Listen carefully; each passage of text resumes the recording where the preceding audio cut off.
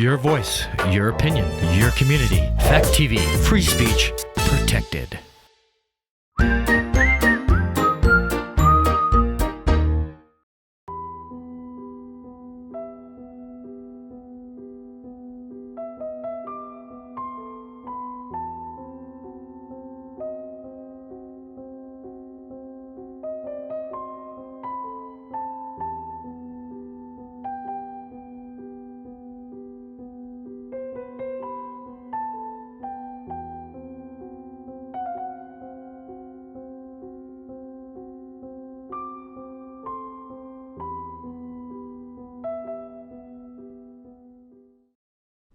Good evening and welcome to What Do You Think?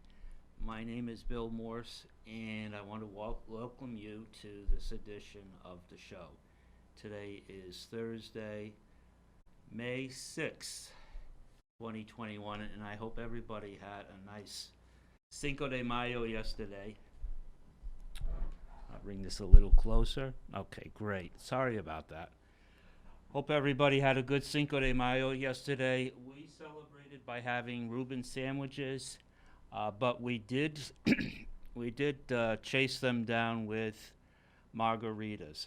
So margaritas. So there was an attempt for a tip of the hat to our neighbors down south and our neighbors closer by who have a background or have come from probably one of the most challenged countries on earth today, Mexico. And but beautiful people. I was lucky enough to spend a summer there in Michoacan, and also visit border areas quite a few years ago. Not recently, but the people are very hardworking, very strong faith, and right now they are facing a challenge from narcotraficantes who have taken control of various parts of the country and actually have more of a say than the elected government. So it's just a sobering note, but I just wanted to recognize that very rich culture, very rich faith, Catholic faith, also evangelical, and a lot of wonderful things, music, cuisine, hard work ethic that comes from our neighbor in the south, Mexico. So, felicidades por el día de El Cinco de Mayo, and I hope everybody had a good day yesterday. Today, beautiful weather, and I wanted to give a couple of updates. The spokesperson or the communications person responsible for Senator Leahy's office has contacted me, and we do expect to get some feedback on your questions for the senator next Thursday. So next Thursday at 5:45, please tune in. I hope to have some feedback, and as always, more questions are welcomed. We will be going through the questions next week, if there's any time, briefly, perhaps before the end of today's program. But I wanted to also give a couple of plugs to YouTube channels that I enjoy following that you might find of interest. One of them, sticking with faith, is Father Mark Goring, who has a parish in Ontario, not too far from Toronto. Mark Goring, Goring. He's a Catholic priest that has regular postings, and he has passion. He's a priest with passion. He's a priest with understanding. He's a good human being. He comes across as a good human being on his YouTube videos, and so I just wanted to give a little plug for Father Mark Goring, Goring, up in Toronto. Also, if you are a history buff, in particular World War II, but also Korean War and Vietnam War, the conflict. I would recommend Mark Felton, Felton, Mark Felton.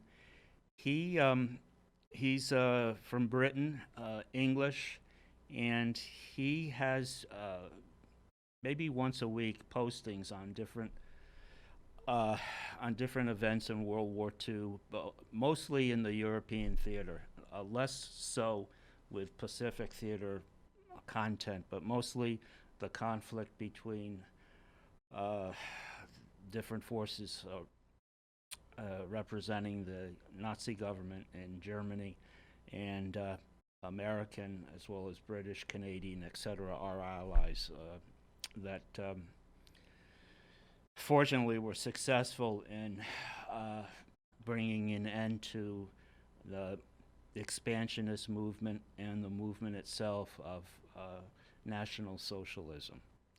So, Mark Felton, if you're interested in unbiased, straightforward, um, interesting research and film archives of battles, different situations in World War II, I would recommend him. And third, the last recommendation I wanted to pass along is social commentary from a garage mechanic. He lives in Virginia. I don't know his name. He just goes by his posting name, his channel name, and that is Barricade Garage. He started a couple of years ago posting videos, how-to videos on car repair, kind of like Scotty Kilmer, I believe is his last name. But Barricade Garage, his specialty is Jeeps, and he has started doing about a year or so ago comedy, satire comedy. And now he does live streams, social commentary. He's got a very unique perspective, having gone through foster homes, having spent time in prison, solitary confinement. He's now successfully working on his own. He has his own car repair business. He has a family. He has a young daughter. So an American success story. And so I would recommend Barricade Garage. Every couple of days he has a posting. And again, as I said, live stream postings over the last couple of weeks, but you can go back to his earlier postings over the last several months and see some of the satire he's produced by himself with different disguises and voices, obviously, looking at such things as the Black Lives Matter movement, the coronavirus response, and also our march towards one world government, international control over various factors of our lives. So very interesting. Barricade Garage.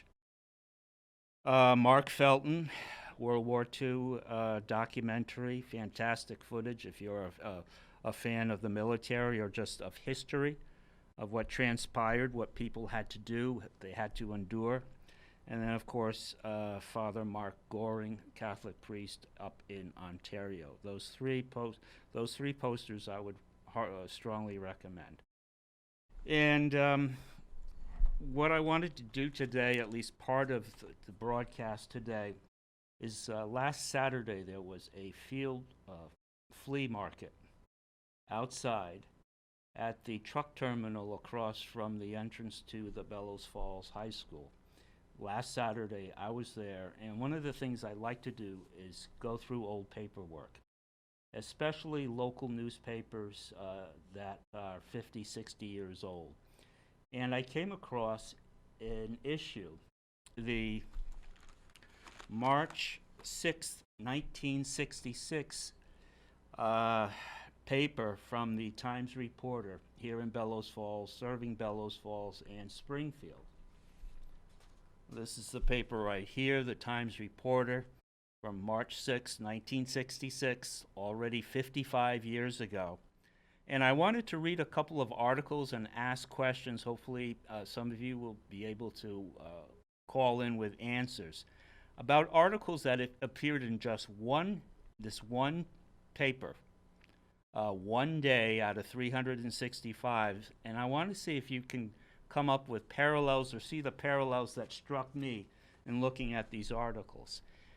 Some of these articles, in a way, could have been written yesterday, with some of the action, for lack of a better word, uh, not perhaps turmoil would be a good word, that's occurring in the country right now. And so, if you would indulge me, I'm going to quickly read through a couple of these articles, stop, and then maybe ask a question. And I hope you'd like to participate, because this is indeed a call-in program. The value of this program rests largely on your shoulders. It's participatory. And you have the Zoom numbers down below. You call the 929 number. Then you will be asked for a meeting code, a meeting number, and then I believe a passcode. It's complicated, but trust me, I hope that it will be worth your effort. So anyway, the lead story for Wednesday, March 16th, I was wrong, March 16th, 1966. And by the way, the newspaper then was 10 cents. 10 cents an edition, 10 cents a day, and a newspaper boy or girl would deliver this to your doorstep 7 days a week. A newspaper boy or girl. Normally, you would be 11, 12 years old, maybe 8 years old, delivering this. Again, the newspaper is gone, as well as this type of activity for a young boy or girl to earn some pocket money.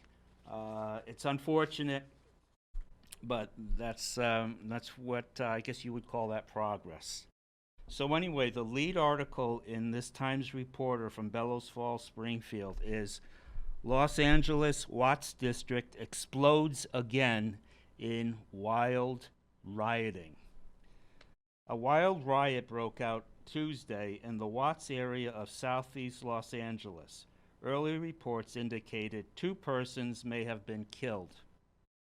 Police aid more than 600, police reported more than 600 Negroes. And again, in 1966,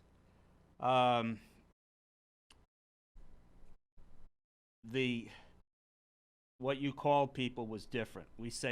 Some people now say person of color, black person, whatever. Negroes were rampaging in the heart of the depressed area, hub of the bloody riots last August that claimed 34 lives. We're talking about August of 1965, the first riot, that claimed 34 lives and caused an estimated $40 million in damage and destruction.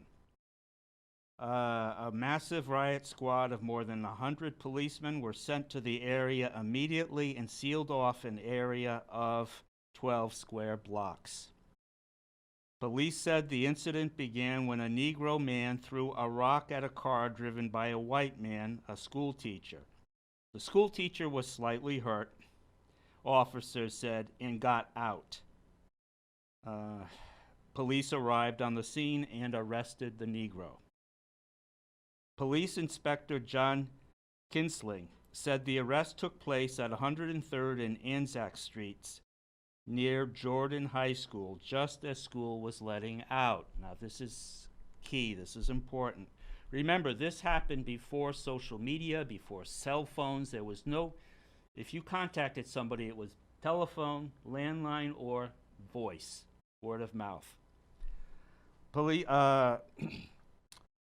A crowd of teenagers collected, Kinsling said, and soon began shouting taunts and hurling threats at the police.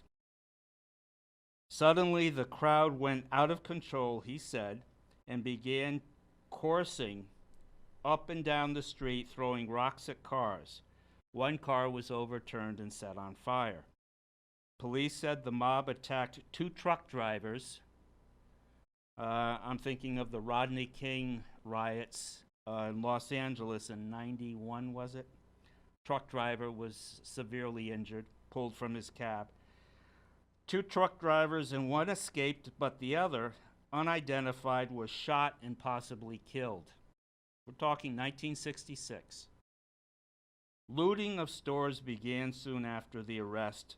First reports indicated with a shop on 104th Street ransacked, and there's a break in the paper, just 2 minutes after the outbreak. The looting mushroomed, and reports indicated there were 3 shootings, 2 stabbings, and a growing flow of victims to nearby Oak Park Hospital. The riot's birth and growth provided a close and ominous parallel to last August's incredibly devastating carnage. Again, they're referring to August of 1965, the big riot in Watts. 6 days of disastrous rioting last August 11th through 16th left 34 persons dead, more than $40 million in private property damage. In that Holocaust, notice the word Holocaust. This is from the Associated Press, Los Angeles.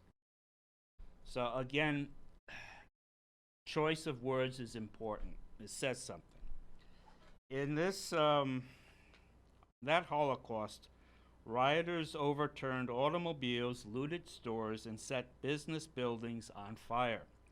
The result in charred, wrecked buildings looked like wartime bomb destruction and shattered the main business street through Watts. That's the end of the article. My father grew up in Compton. Compton is just south of Watts. And my grandmother, his mother, remained in Compton after he left. She remained in Compton until 1969. After these riots in 65 and 66, many black people left the area because, first of all, the businesses were destroyed. If businesses are destroyed, what are you going to do for prescriptions, for laundromats, for groceries? Your basics aren't there. You have to take a bus into another district. And so many people left Watts and came into Compton. And this is where you have to be very careful with private businesses. And this was common practice. Realtors would come into Compton and say that blacks are coming. Again, Compton was all white. My father grew up in a white neighborhood, Maple Avenue. No, Burris, South Burris, thank you. 301 South Burris is where Grandma lived, because I used to write her letters after some prodding from my father. And so she saw the neighborhood through these, I'm going to say, shady and criminal business practices, whereby they tell white people, blacks are coming into the area, you better sell now. So they scare people into selling something they would not have done on their own low. And then, lo and behold, they turn and they canvass areas of Watts where people are leaving, and they sell the same house to a black family at a markup. And so the markup may be $20,000, $30,000. They profit that, there's a profit there.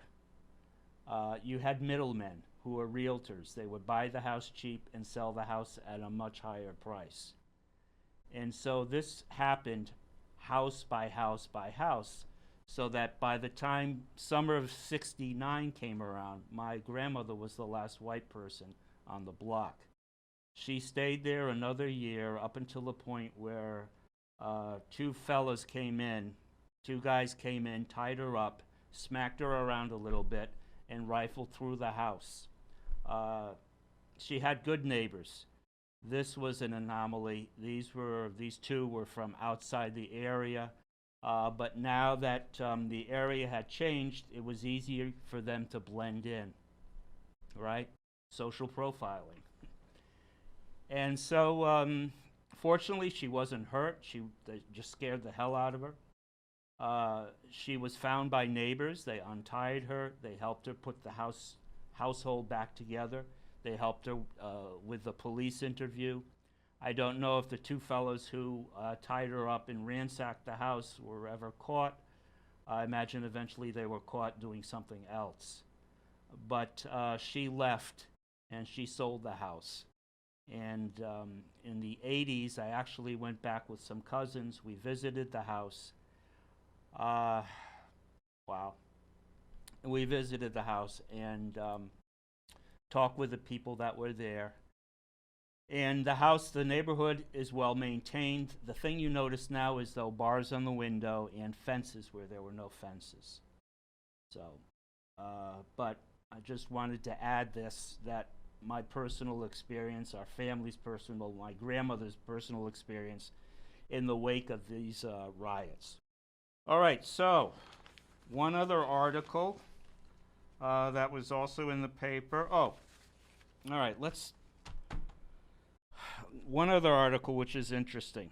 Negro deputy appointment reaction mixed. This is in a small town in Alabama, again, 1966. Utah, I'm going to say. E-U-T-A-W. If I'm mispronouncing the name of the town, I apologize. E-U-T-A-W. Utah, Alabama. Again, Associated Press provided most of these stories that appeared in the Times Reporter, as in most newspapers. Appointment of Greene County's first Negro deputy sheriff was lauded by white leaders and condemned by civil rights forces Tuesday. Interesting. I'm going to repeat that. The appointment of Greene County's first Negro deputy sheriff was lauded by white leaders and condemned by civil rights forces Tuesday. There's something between the lines there. The deputy, wealthy cattleman Howard Brown, said he was well received on his first day. I have had several congratulatory calls, he said, from both white and colored. He's being quoted here. The 45-year-old rancher said.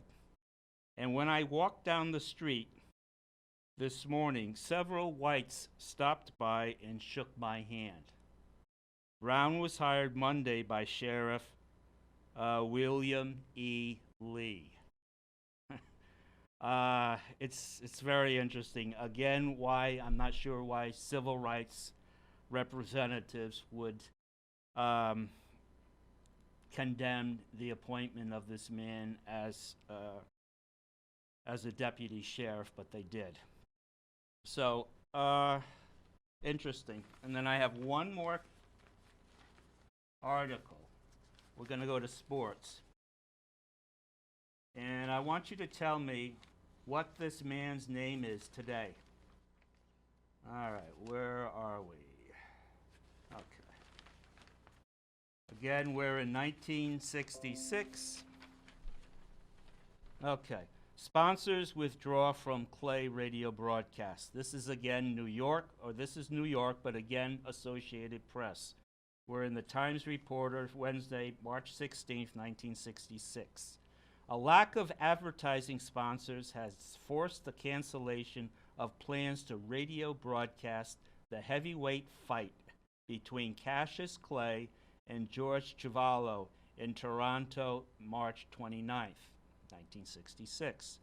Michael Mallitz, Executive Vice President of Main Bout Incorporated, set up to handle radio and television for the fight, said Tuesday the fight would not be carried by radio stations in this country, although some Canadian stations would broadcast it.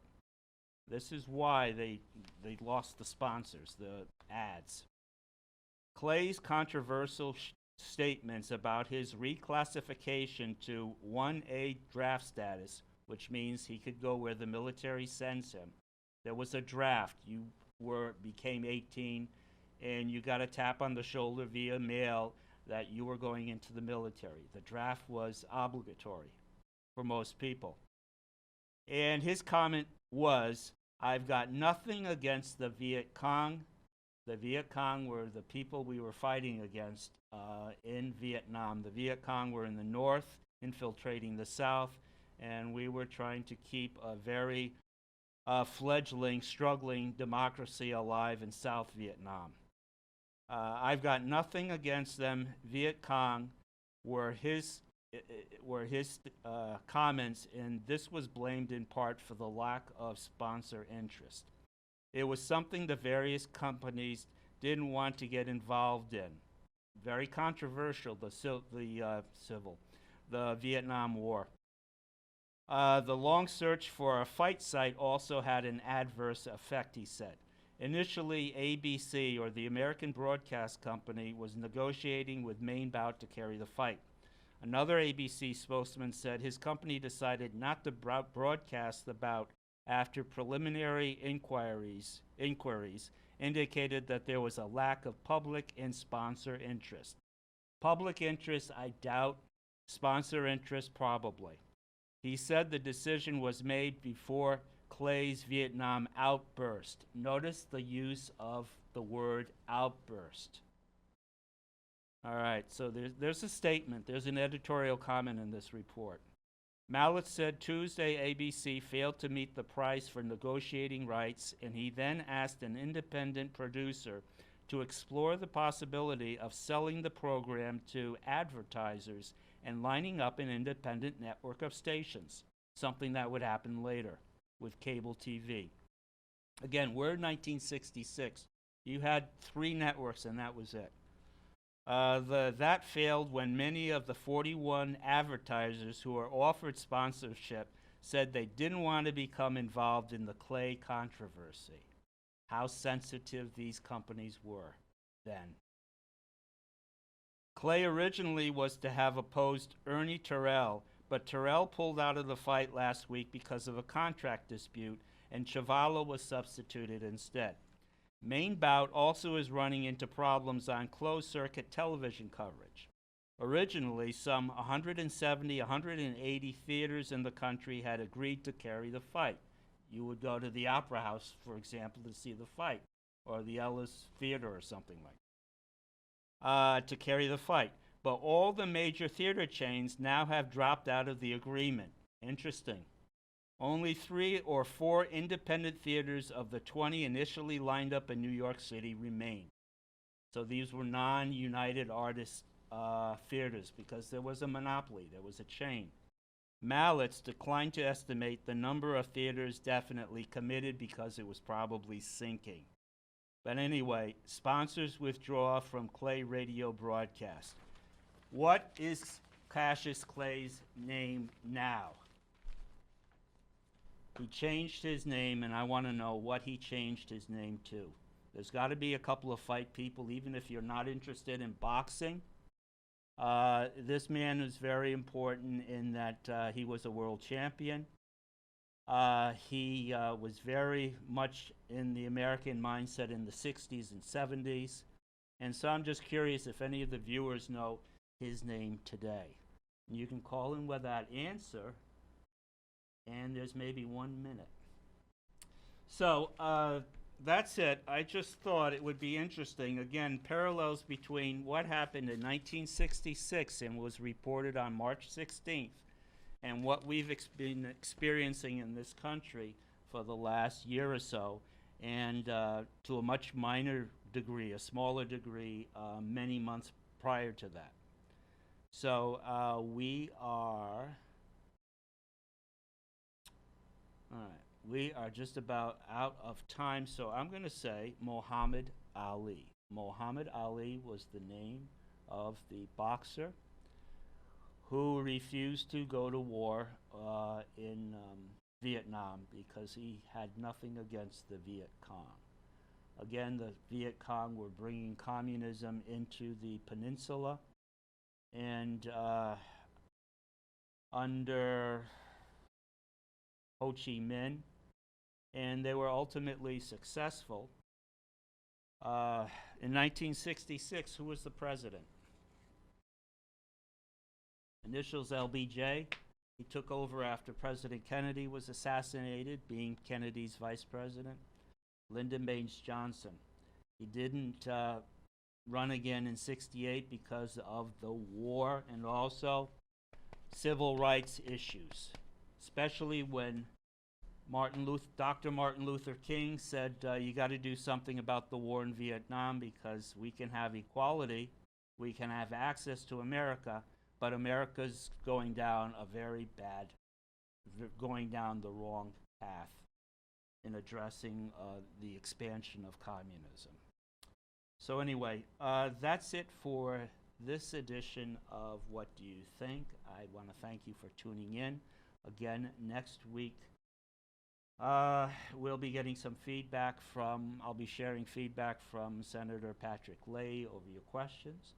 And please tune in, and if you do have questions that we have not yet raised, I would hope that you would call in and get some feedback, some answers from the senator. So I want to wish you a good weekend, and thank you once again for tuning in to What Do You Think? And my name is Bill Morse, and I wish you all a good evening, and God bless.